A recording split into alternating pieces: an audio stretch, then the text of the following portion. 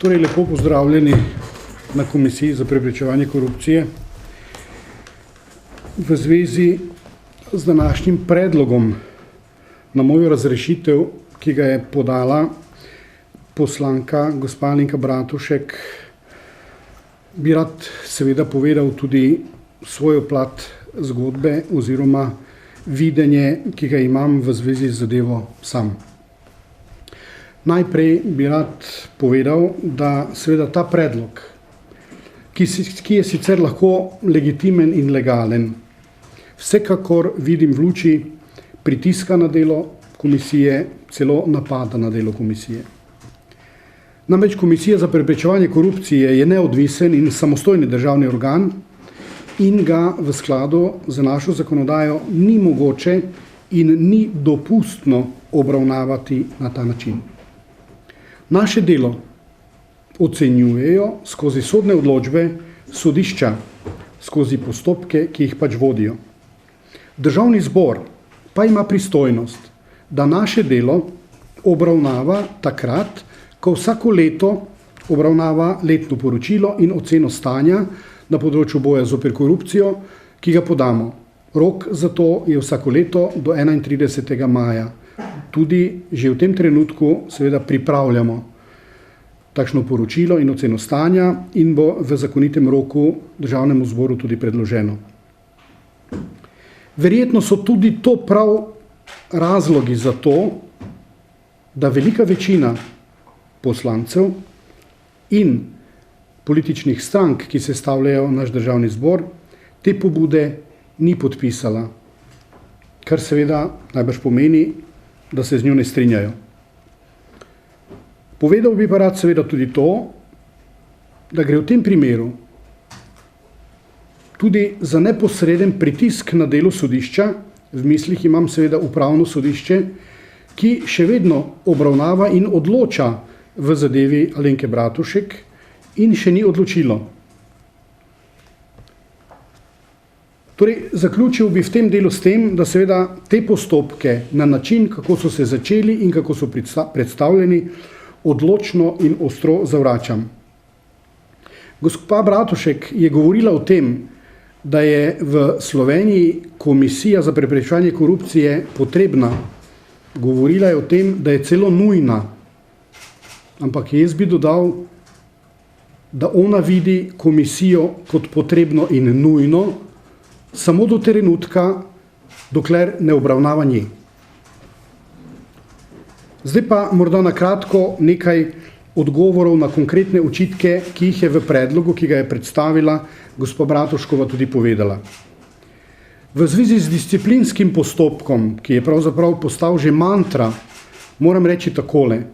Disciplinski postopek je bil uveden na mojo zahtevo in na moj predlog. Zaključen pa je bil v okviru poslovanja disciplinske komisije, na katerega sam nisem imel nobenega vpliva. V zvezi z očitki, ki jih je skozi ta predlog in skozi obrazlago na nas naslovila tudi informacijska pooblaščenka, skozi zadevo, ki jo poznate, predvsem seveda v zvezi s transakcijskimi računi, s katerimi smo razpolagali, z vso odločnostjo moram povedati, da ni res, kar je navedla gospa Bratuškova, da imamo zbrane in smo zbrali transakcijske račune vseh državljanov Republike Slovenije. To enostavno ne drži. Vse podatke, ki smo jih zbirali in jih zbiramo, imamo zanje pravno podlago in pravna podlaga je 16. člen našega zakona, ki pravi, da vsi državni organi, organi samoupravnih lokalnih skupnosti in še drugih, da jih ne naštevam, morajo, poudarjam, morajo komisiji na njeno obrazloženo zahtevo, ne glede na določila drugih zakonov in ne glede na obliko podatkov, v roku, ki ga določi komisija, brezplačno posredovati vse podatke, tudi osebne, poudarjam, tudi osebne in dokumente, ki so potrebni za upravljanje zakonskih nalog komisije. In stališče komisije je, da med te podatke nedvomno sodijo tudi transakcijski računi. Vendar poudarjam, transakcijski računi, s katerimi je razpolagala komisija, so bili vedno in so povsem neosebni. Nobenega konkretnega podatka za temi transakcijskimi računi ni, predvsem seveda ne imena in priimka posameznega imetnika. V tistem trenutku, ko je komisija ugotovila, da je z nakazili na transakcijski račun karkoli narobe, gre seveda za javna sredstva, da ne bo pomote, je začela tudi konkretne postopke. In spomnili se boste postopkov v zvezi z avtorskimi pogodbami in za razširitvijo delovanja supervizorja. In komisija, če ne bi razpolagala s transakcijskimi računi, nikoli ne bi imela možnost odkriti, da je na področju avtorskih pogodb in porabe javnih sredstev karkoli narobe. Samo posedovanje transakcijskih računov je komisiji to omogočalo.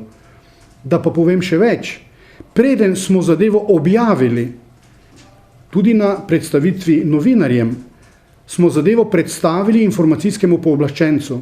Moram reči, da je imel tudi testno varianto nadgrajenega supervizorja za testno uporabo, da je sprejel svoje stališče. In stališče informacijskega pooblaščenca seveda ni bilo odklonilno, ker če bi bilo, bi seveda tudi komisija ukrepala drugače. Pri tem bi seveda tudi zelo odločno rad povedal, da nikoli, to, kar je bilo tudi javno objavljeno, nismo objavljali in ne objavljamo, to ste lahko tudi sami preverili, nobenih podatkov o plačilu davčnih obveznosti, o morebitnem vračilu preplačanega davka. Vsi podatki, ki so seveda samo zbirni v okviru tega, koliko je na svoj račun finančna uprava sedanja prejela ali pa plačala. In nikoli nobenega podatka o odškodninah okuženim Slovencem zaradi HIV-a. Nikoli komisija tega podatka ni objavljala. Zato seveda odločno zavračamo te očitke, ki so sedaj prenešeni tudi v predlog, ki ga je predstavila gospa Bratuškova danes na tiskovni konferenci. V zvezi z njeno zadevo, v zvezi z zadevo upravnega sodišča, ki še teče, samo na kratko dvoje, ker nikoli kot pravnik ne želim zlorabljati možnosti informacij, ki jih imam v postopkih, ki še tečejo. In v tem postopku seveda zadeva še ni zaključena. Na našo pritožbo je zadeva na upravnem sodišču. In tu bi rad povedal samo to, da je v zelo podobni zadevi, ko je sodišče obravnavalo postopke v zvezi z generalnim državnim tožilcem in v zvezi z bivšim ministrom za pravosodje, sodišče, Vrhovno sodišče, se pravi najvišje sodišče v Republiki Sloveniji, ugotovilo in v sodbo zapisalo, da postopki pred Komisijo za preprečevanje korupcije niso nezakoniti. Posledično seveda tudi ne neustavni. In to je ves čas očitek, ki ga na komisijo naslavlja gospa Bratuškova. Vendar ta očitek, vsaj se stališča komisije, ne drži. Bo pa o tem moralo odločiti sodišče. Naslednji očitek je bil v zvezi z videnjem mednarodnih organizacij delovanja komisije. Predvsem je seveda imela v mislih opozorilo organizacije OECD, poslano v obliki 2 pisem predsedniku Republike Slovenije in predsedniku Vlade Republike Slovenije. Prav gotovo vsebino tega poznate in ste si seveda tudi stališča okrog tega lahko ustvarili. Še vedno odločno vztrajam na tem, da pisma opozarjajo na potrebnost zagotoviti povsem neodvisno delovanje komisije, ki pa se seveda zagotavlja z pogoji za njeno delovanje. Pogoji pa so kadrovski, finančni in, če hočete, tudi politični. Se pravi, da ni političnih pritiskov. In vse to je bilo na nek način v delovanju organizacije OECD zaznano in na to je organizacija tudi opozorila. Ustrezne odzive na to smo dali, pri tem vas kljub vsemu moram spomniti, tudi to je seveda znano, da je pri tem relativno velika vloga tudi gospoda Draga Kosa, ki je ta trenutek tudi predsednik dela OECD-ja, ki se ukvarja z bojem zoper korupcijo. Za zaključek pa bi morda rad povedal tudi to, da komisija vsako leto, tudi leta 2014, prvo leto mojega mandata, leta 2015, drugo leto mojega mandata, obravnava in zaključi več kot 1000 zadev. In seveda zato težko sprejmemo kritiko, da je obseg našega delovanja skromen, da ne damo od sebe to, kar bi morali dati in da zaradi tega poslujemo negativno. Rad bi spomnil na nekatere odmevne zadeve, ki smo jih obravnavali, pa se velikokrat v javnosti pozablja na njih. Sam menim, da je ena izmed najpomembnejših zadev prav gotovo z vidika delovanja komisije razkritja dela DUTB-ja. Komisija je bila prva, ki je ugotovila, kako je DUTB posloval, tako na področju kadrovanja, kot na področju visokih plač, kot na področju zunanjih svetovalcev, odvetnikov in podobno. Vse to je bilo potrjeno potem strani Računskega sodišča, pa tudi s strani finančnega ministrstva in če hoče tudi vlade Republike Slovenije. Avtorski honorarji, razni dodatki v zvezi z delovanjem slovenskih javnih uslužbencev, predvsem imam seveda v mislih pedagoških delavcev, ker se v tem obsegu to največkrat pojavljajo. Če hočete, zadeva Janez Janša je postala pravnomočna in postala je pravnomočna z odločitvijo, ki je sprejel ta senat Komisije za preprečevanje korupcije. Opozoril bi na zadevo Zoran Janković. Tudi to zadevo smo, glede na razveljavitev in ustrezno navodilo Vrhovnega sodišča, mi ponovno obravnavali, jo zaključili. Res pa je, da je v tej zadevi vložena pritožba in je zadeva na Vrhovnem sodišču. Rad bi spomnil na zadevo generalni državni tožilec in bivši pravosodni minister. Tudi to zadevo je zaključila naša komisija oziroma naš senat. Res je, tudi ta zadeva je še vedno na sodišču. Spomnil bi, da komisija obravnava vsako leto 15.000 zavezancev za predložitev premoženjskega stanja. Seveda, glede na kadrovske resurse, nismo sposobni obravnavati vseh 15.000 prijav, ampak separatno obravnavamo tiste, ki so najbolj aktualne, ki se nam zdijo najbolj pomembne in pri katerih zaznamo določene pomanjkljivosti. Prav tako bi rad opozoril, da je 1200 zavezancev v okviru delovanja javnega sektorja, ki so dolžni komisiji predložiti načrt integritete, s katerim zaznajo vse možne oblike tveganj za korupcijo in seveda predlagajo tudi vse možne ukrepe, kako to korupcijo oziroma korupcijska tveganja odvrniti. Sam osebno sem prepričan, da seveda očitki, ki so podani strani predlagateljice in tistih, ki so ta predlog podpisali, ni utemeljen. Hvala lepa. Torej, pripravljen pa sem odgovoriti še na kakšno vprašanje, če ga boste postavili.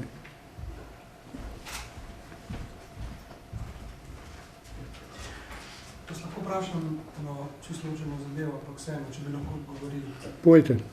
V primeru imenovanja Špele Kučan na visoko diplomatsko mesto, kljub temu, zakaj je bil tudi notranji razpis, je bil, kako komisija to komentira, oziroma boste uvedli postopek korupcijski? Torej, lahko povem samo to, da smo že uvedli postopek. In ker smo že uvedli postopek, seveda tega ne želim in ne bom komentiral. Lahko bi pa povedal samo na splošno mnenje. Torej, tudi hčerke slovenskih funkcionarjev, pa sinovi, so seveda državljani te republike in imajo, kot vsi ostali, pravico kandidirati na postopkih, ki so razpisani. Seveda pa komisija odločno zavrača vsako uspešno kandidiranje na teh postopkih, ki je posledica ali podlaga nekega privilegija, ki izvira iz funkcije kogarkoli od te hčerke ali sina. V konkretnem primeru pa seveda ne morem in ne želim govoriti, ker je postopek v teku.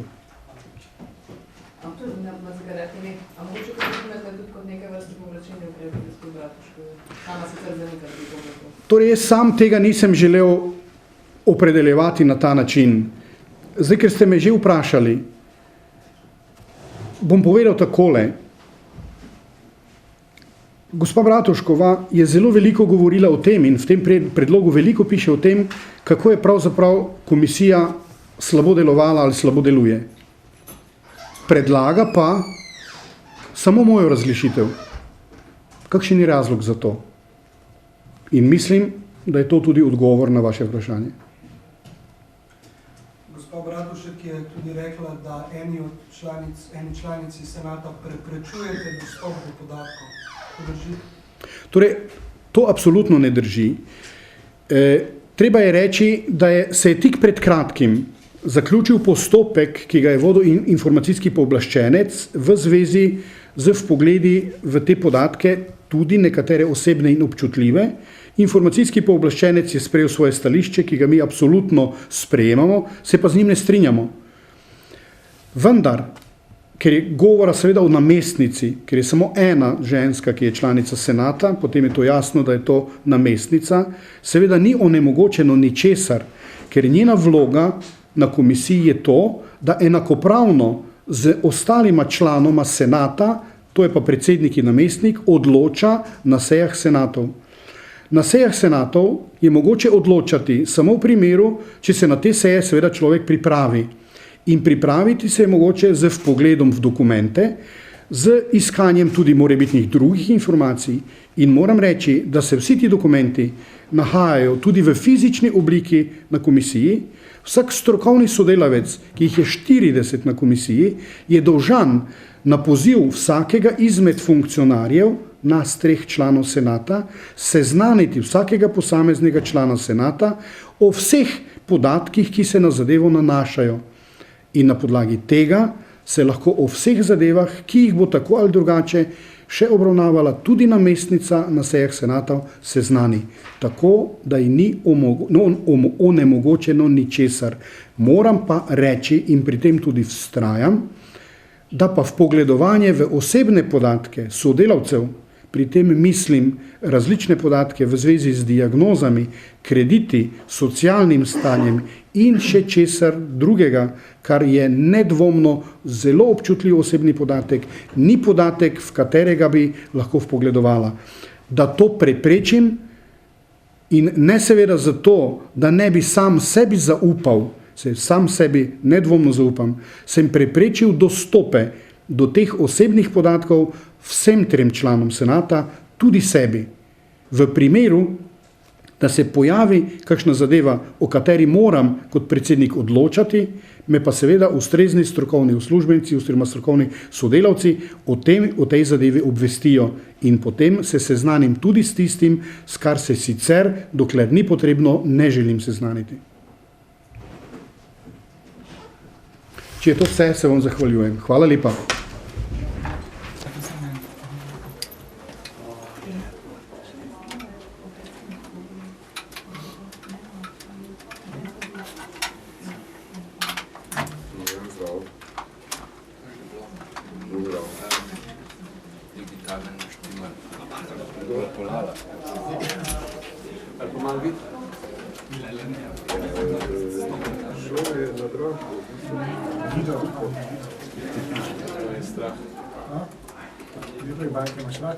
Kako? Ja, še 3 dni pa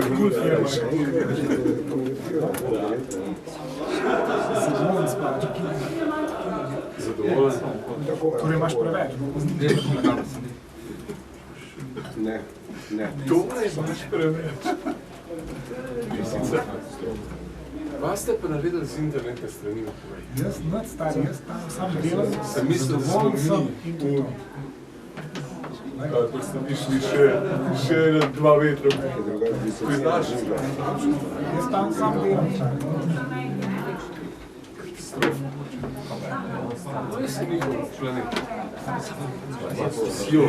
Zato smo naredili zdaj še pote.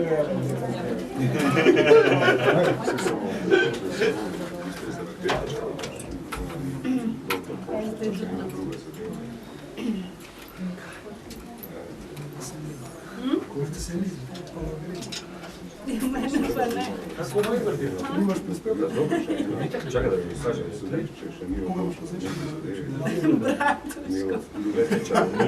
čas. Ja, in še nič požal, pa kljub tomu, da sodišče ni več. Naslednji dan se bo srava začela bil križa.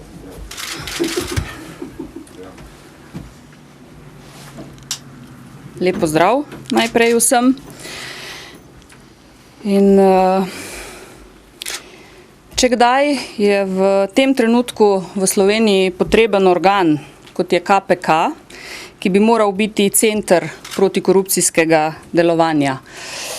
Odkar je funkcijo predsednika KPK leta 2014 prevzel gospod Štefanec, je delovanje komisije in upravljanje njenih nalog, po moji oceni za družbo, zelo pomembnih nalog in pristojnosti popolnoma onemogočeno.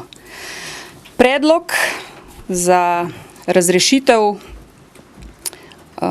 gospoda Štefaneca smo pripravili v stranki Zavezništvo.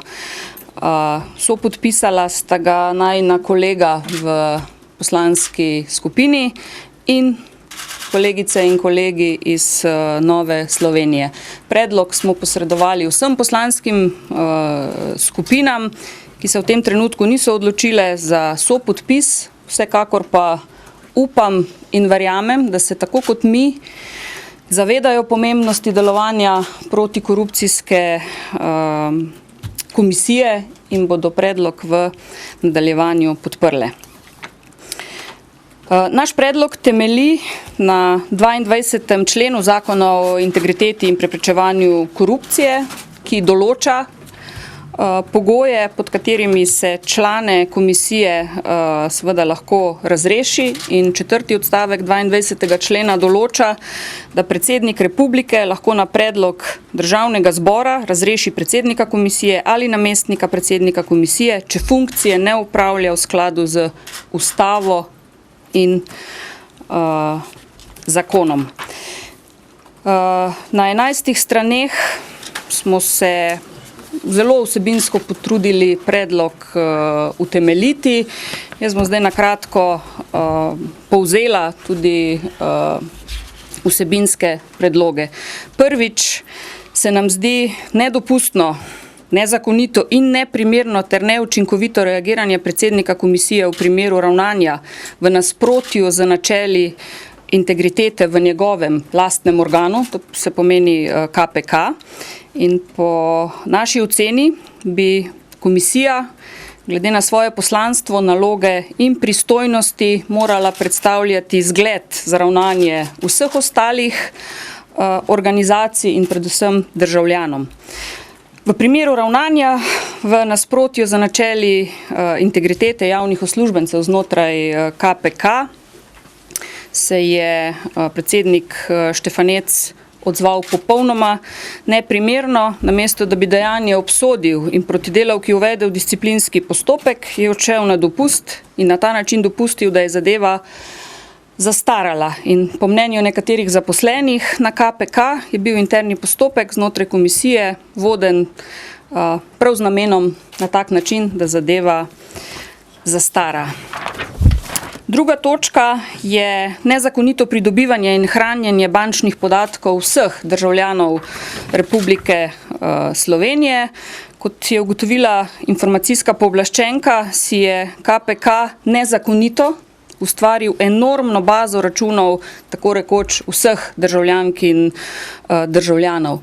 KPK je od Uprave za javna plačila nezakonito pridobil transakcijske račune vseh državljanov in si ustvaril enormno bazo računov, kot sem že povedala, ki pa nimajo nobene povezave s pristojnostmi KPK. KPK je prišel do transakcijskih računov, čeprav teh podatkov sploh ni potreboval v nobenih postopkih, ki bi jih vodil, tako pravi informacijska pooblaščenka. Za kakšne namene je KPK te transakcijske račune državljanov potreboval? Ne vem, se lahko samo vprašamo.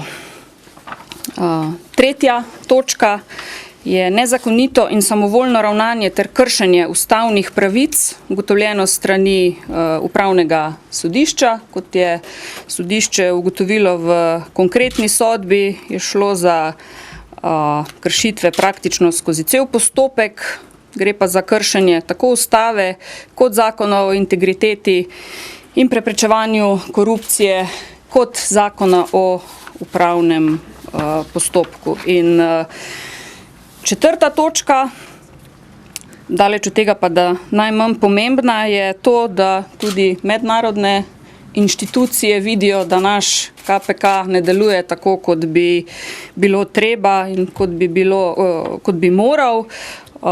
Tudi OECD dvomi v neodvisnost komisije in je zelo kritična do njenega delovanja. Najbolj zaskrbljujoča je neaktivnost in neučinkovitost komisije pod vodstvom novega predsednika, saj se v praksi ne izvajajo številno izjemno pomembne zakonske pristojnosti in naloge. To so ugotovitve OECD-ja in ne nazadnje, čeprav tega v gradivu, ki ga bomo vložili, ni, so pa tudi odnosi znotraj KPK, vsaj tako se kaže, narušeni do te mere, da senat oziroma vodstvo komisije, ki je kolegijski organ, praktično ne deluje, skrivajo se podatki, omejujejo se dostopi članicam oziroma pa članici senata, kar je prav tako in absolutno nedopustno. 2 leti nazaj, ko je gospod Štefanec postal predsednik protikorupcijske komisije in je bilo od javnega mnenja do tako rekoč celotnega političnega prostora proti imenovanju gospoda Štefaneca, sem sama javno dejala, da si gospod Štefanec zasluži možnost in priložnost. Dobil jo je pa absolutno ni izkoristil. In KPK je popolnoma neoperativen, ukvarjajo se sami sabo, popolnoma nekompetenten in glede na vse navedbe in podrobno obrazložene kršitve v smeri neizpolnjevanja ustavnih in zakonskih nalog iz pristojnosti ter vrsto konkretnih sodno ali strani drugih državnih organov ugotovljenih kršitev ustave in zakonov, je zamenjava predsednika KPK po naši oceni nujna. Zato Državnemu zboru Republike Slovenije predlagamo skladno s 4. odstavkom 22. člena Zakona o integriteti in preprečevanju korupcije predsedniku Republike predlaga njegovo razrešitev. In glede na to, da je kar nekaj medijev zapisalo, da nam politikom očitno paše stanje takšno, kot je na KPK-ju in ta neoperativnost, jaz lahko povem, vsaj za tiste, ki smo predlog podpisali, da absolutno to ne drži in da je to največ, kar kot poslanci Državnega zbora lahko naredimo. Se pravi, predlagali smo, spisali, argumentirali, utemeljili predlog za razrešitev, zdaj na ostalih kolegih, da nas podprejo in seveda potem na predsedniku Republike, da se odloči. Aleksandar Ant, Nova 24 TV. Ravno ta komisija pod vodstvom Štefaneca je takrat ugotovila, da je bilo vaše imenovanje za evropsko komisarko sporno. Zdaj pa vi v bistvu zahtevate oziroma predlagate njegovo razrešitev. Se vam to ne zdi sporno iz politične higiene? Ste prebrali sodbo upravnega sodišča? Prebral sem sodbo, jaz sprašujem, jaz govorim o tem, kaj je KPK rekel. Točno sama sem osebno imela to dilemo, da bom dobila očitek, da je to nek povračilni ukrep in je daleč od tega. Kot poslanka Državnega zbora pa ne morem sedeti križem rok in gledati, kaj se na protikorupcijski komisiji dogaja, brez da bi ukrepala.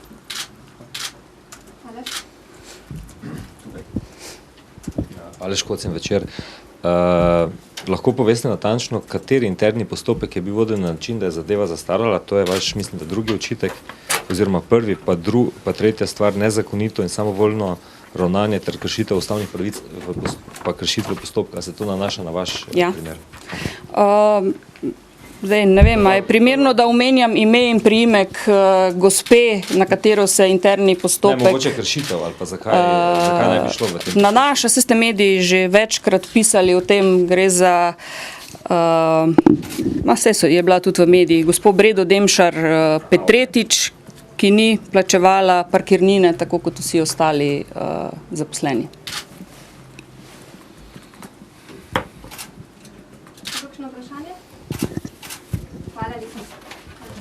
Če ste že preverili pri drugih strankah, kakšna je podpora temu predlogu?